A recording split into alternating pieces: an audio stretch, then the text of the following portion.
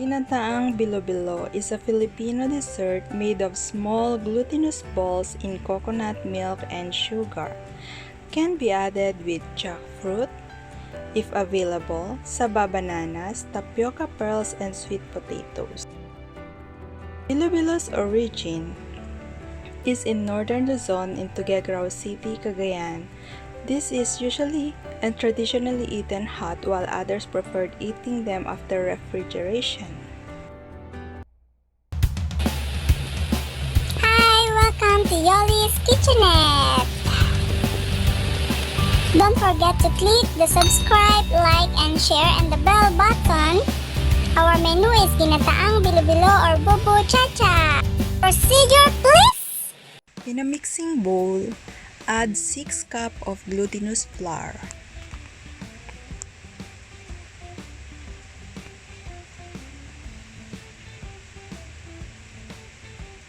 And add 2 cups of water.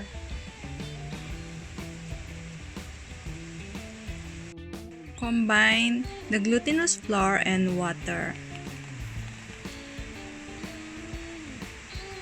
Just add the water one at a time so that the dough won't get too runny.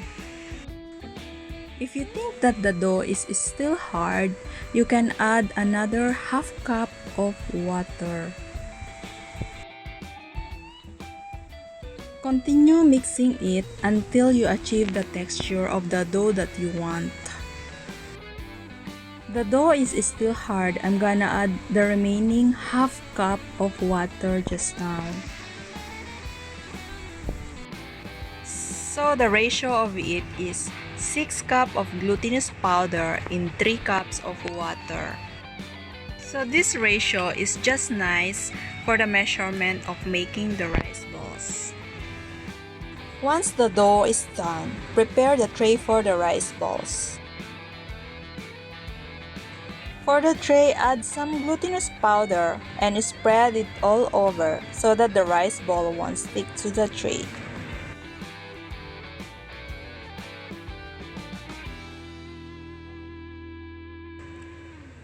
For the rice balls, grab some dough on your palm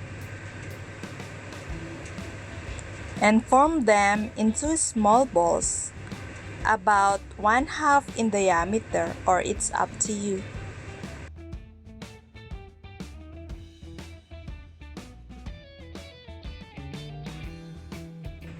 Continue doing this procedure until you form the rest of the dough.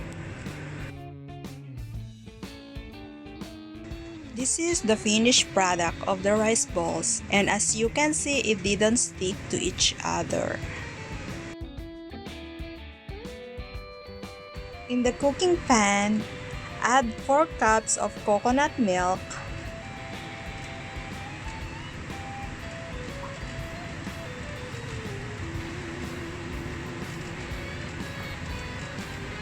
and 10 cups of water.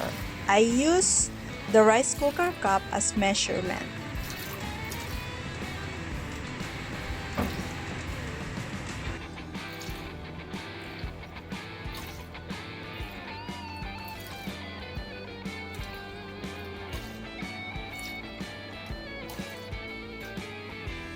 Stir it to combine the water and coconut milk and bring to a boil.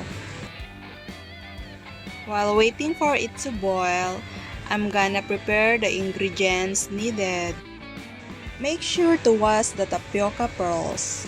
Prepare the following: tapioca pearls, carrots, banana, sweet potato, and sugar. Now that it's already boiling, I'm gonna add sweet potato.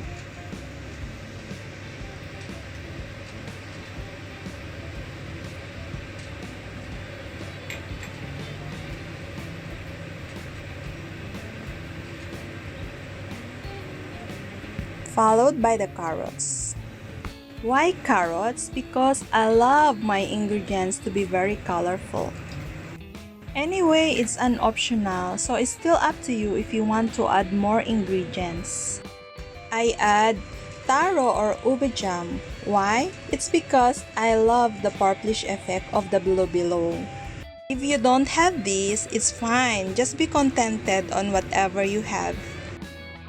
Like what I said, you are the master of what you are cooking. I add 1.5 cup of sugar. I use the rice cooker cup as measurement. You can add some more if you are a very sweet type of person. Next is to carefully add the banana.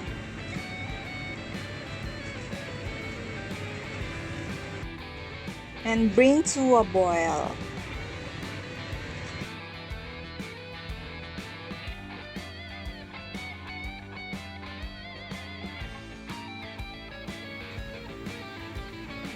Now that it's boiling, carefully or slowly drop the rice balls so that the sauce won't sprinkle to your face. And remember to put one at a time so that it won't stick all together.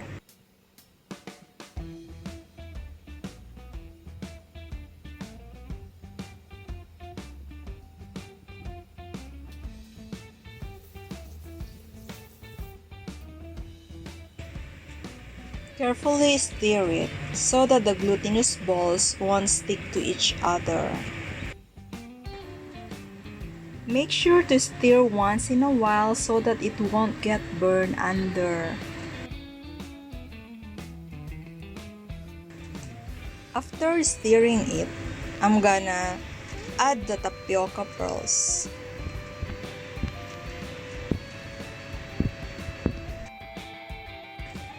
By this time, you need to lower down the fire.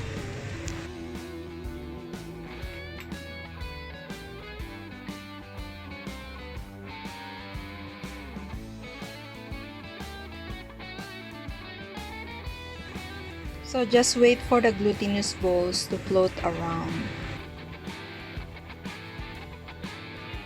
For me, I add 1 last cup of coconut milk at the end of my cooking for better taste.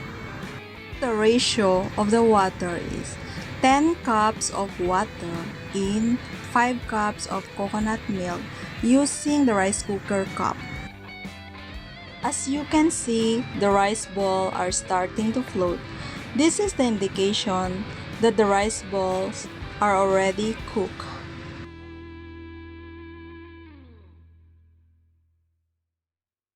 Let it cool down first before you serve.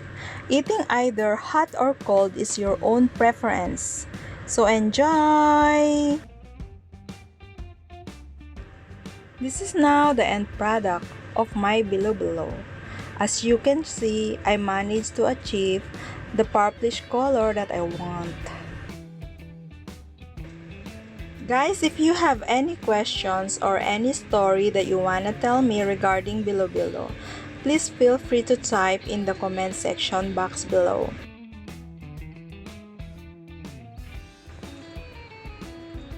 I hope guys you enjoyed this video. See you!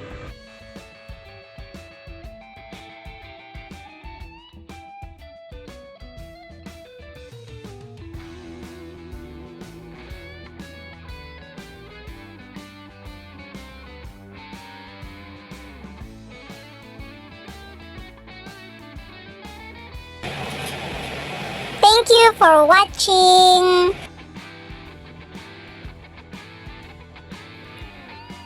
Please don't forget to subscribe, like, and share. See you in my next video.